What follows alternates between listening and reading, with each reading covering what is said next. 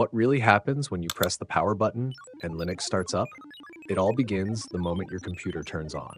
Before Linux even exists in memory, a small piece of software called BIOS or UEFI wakes up first. Think of it as the computer's wake-up manager. Its job is to prepare the hardware, the keyboard, screen, storage, and memory, so everything is ready to run.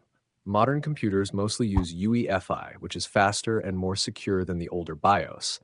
UEFI also supports secure boot and works with modern disk layouts called GPT, unlike BIOS, which relies on MBR and has limits like a maximum 2 terabyte disk size.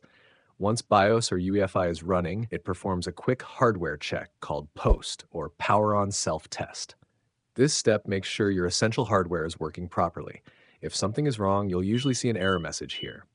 If everything looks good, the system moves on to the next step, finding the bootloader. The bootloader is a small program stored on your disk. On older BIOS systems, it lives in the very first part of the disk. On UEFI systems, it's stored as a file inside a special EFI partition. The most common bootloader on Linux today is grub2. Its job is simple but crucial. It finds the Linux kernel, loads it into memory, and starts it. Once grub hands control over, the Linux kernel takes charge. The kernel is the core of the operating system. First, it decompresses itself into memory.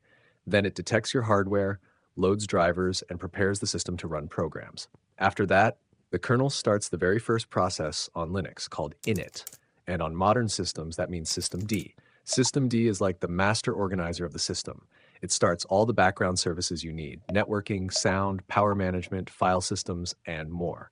It also decides whether you boot into a text-only mode or a full graphical desktop. Finally, systemd launches the login screen and your desktop environment, and at that point, Linux is fully up and running. And that's the Linux boot process, from pressing the power button to a usable system, step by step, behind the scenes. And if you're especially interested in learning Python, I highly recommend checking out the courses section on the channel. You'll find many useful free Python courses that can really help you get started. Also, if you'd like to support us, you can join the channel and subscribe. Keep learning.